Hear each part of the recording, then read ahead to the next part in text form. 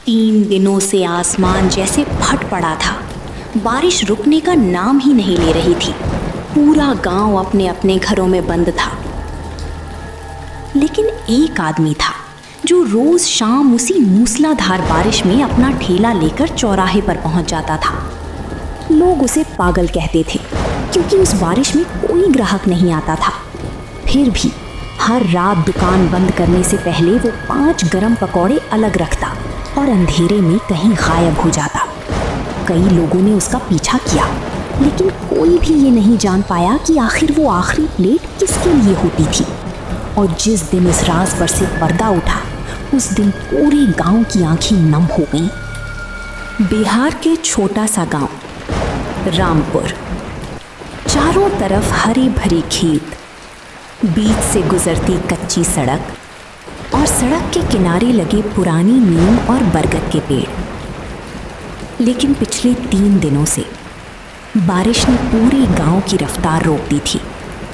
खेत पानी से भर चुके थे, गलियां कीचड़ में बदल चुकी थीं, छप्परों से लगातार पानी टपक रहा था। ऐसे मौसम में जहां लोग घर से बाहर निकलने से डर रहे थे, वहीं आदमी अपने पुरानी लकड़ी के ठेले की पत्तियों से कीचड़ हटाते हुए धीरे धीरे चौराहे की तरफ बढ़ रहा था। उसका नाम था रामू। सुनिए जी, आज भी मत जाइए। 3 दिन से बारिश नहीं रुकी। कल भी आधे पकौड़े वापस आ गए थे। तेल, बेसन सब खत्म होता जा रहा है। अगर मैं घर बैठ गया तो बारिश तो रुक जाएगी, लेकिन हमारे घर का चूल्हा नहीं जलेगा। मेहनत करने वाला मौसम नहीं देखता सीता, बस उम्मीद देखता है। रामू ने अपना पुराना गमछा सिर पर रखा, ठेले को दोनों हाथों से धक्का दिया और बारिश की तेज बूंदों के बीच चौराहे की ओर निकल पड़ा। बरगद के पेड़ के नीचे पहुंचकर उसने भीगे हुए चूल्हे में बड़ी मुश्किल से आग जलाई। कुछ सूखी लकड़ियां बची थीं, उन्हीं के सहारे तेल गर्म हुआ। धीरे धीरे गर्म तेल में पहला पकौड़ा गिरा। छन! उसकी खुशबू बारिश की मिट्टी की महक के साथ मिलकर पूरे चौराहे में फैल गई। करीब आधे घंटे तक एक भी ग्राहक नहीं आया। रामू बस बारिश की तरफ देखता रहा, लेकिन उसके चेहरे पर निराशा नहीं थी। एक आदमी पूरा भीगा हुआ, ठंड से कांपता हुआ ठेले के पास आकर रुका। भैया, सुबह से कुछ नहीं खाया। गरम गरम पकौड़े मिल जाए तो जान में जान आ जाए।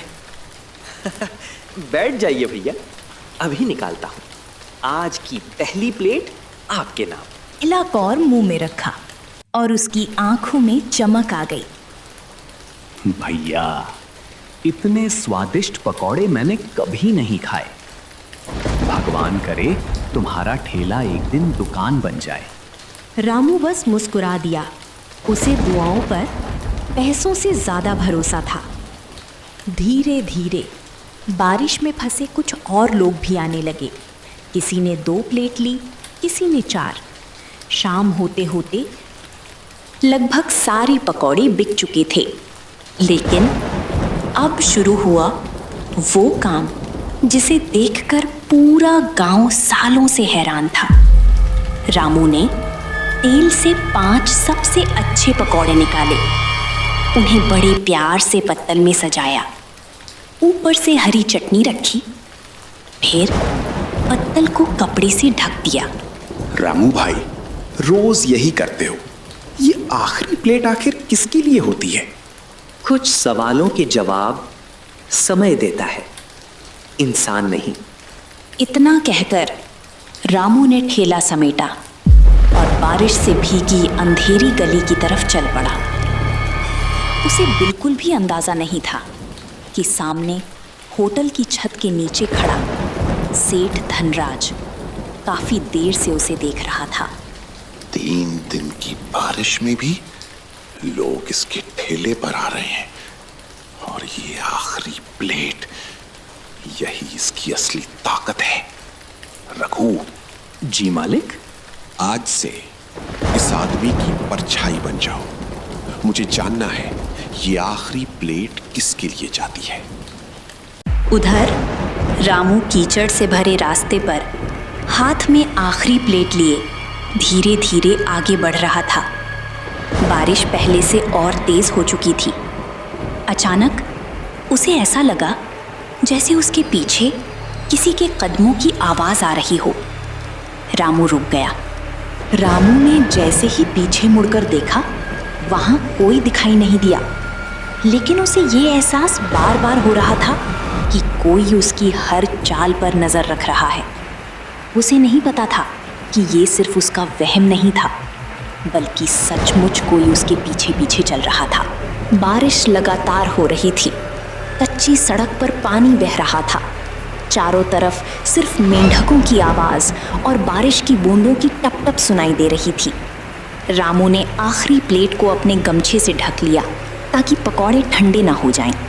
दूसरी तरफ एक पेड़ के पीछे रघु छिपा खड़ा था।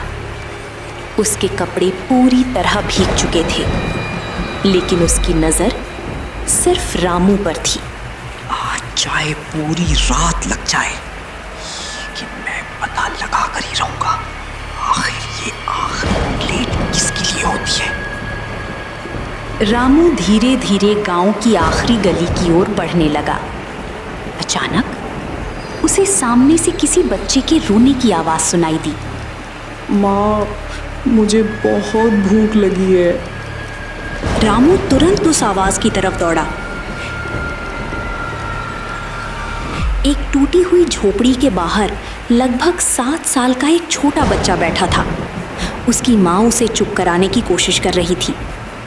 बस बेटा, थोड़ा और इंतज़ार कर। तेरे पिताजी मजदूरी से आएंगे तो खाना बनाऊंगी। रामू कुछ पल चुप खड़ा रहा।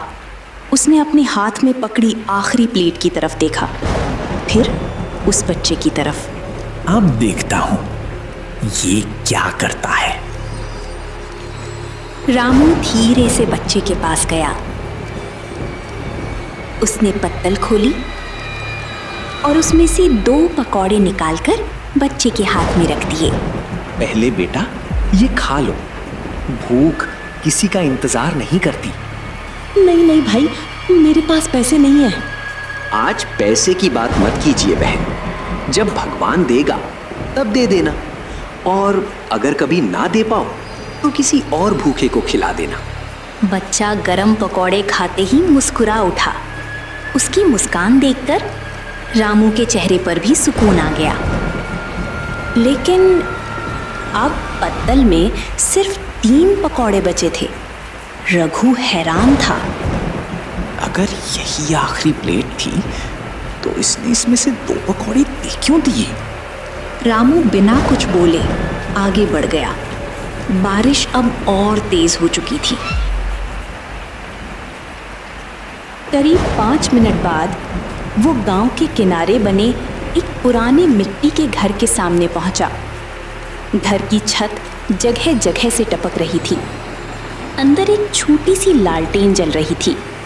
रामू ने दरवाज़ा नहीं खटखटाया। पहले उसने अपने गीले पैर बाहर ही धोए, फिर दोनों हाथ जोड़कर धीरे से अंदर चला गया। ये तो किसी मंदिर में जाने जैसा सम्मान कर रहा है। रघु धीरे धीरे खिड़की के पास पहुंचा। उसने अंदर झांका और जो देखा उसे देखकर उसकी आंखें फैल गईं। अंदर करीब 70 साल के एक बूढ़े व्यक्ति चारपाई पर बैठे थे। रामू ने सबसे पहले उनके पैर छुए, फिर बचे हुए 3 पकौड़े उनके सामने रख दिए। रामू, आज फिर रास्ते में किसी भूखे को खिला दिया ना? हाँ मास्टर जी, 2 पकौड़े कम हो गए, लेकिन उस बच्चे की मुस्कान देखकर पेट से पहले दिल भर गया। मास्टर जी की आंखें नम हो गईं। इसीलिए कहता हूँ बेटा, तेरी कमाई कभी कम नहीं होगी, क्योंकि तू पकौड़े नहीं, दुआएं बांटता है। रघु ये सब सुनकर बिल्कुल चुप हो गया। उसे पहली बार लगा कि उसका मालिक शायद गलत सोच रहा है। लेकिन तभी मास्टर जी ने अपने तकिए के नीचे हाथ डाला और एक पुराना कपड़े में लिपटा हुआ छोटा सा बंडल बाहर निकाला।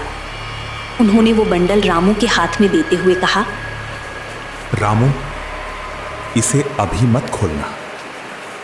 जिस दिन मैं इस दुनिया में नहीं रहूंगा उसी दिन इसे खोलना। और याद रखना, ये सिर्फ तेरे लिए नहीं, पूरे रामपुर गांव की अमानत है। पूरे रामपुर गांव की अमानत? मास्टर जी के ये शब्द रघु के कानों में बार बार गूंजने लगे। उसने पहली बार सोचा, आखिर इस छोटे से बंडल में ऐसा क्या हो सकता है जो पूरे गांव की किस्मत बदल दे।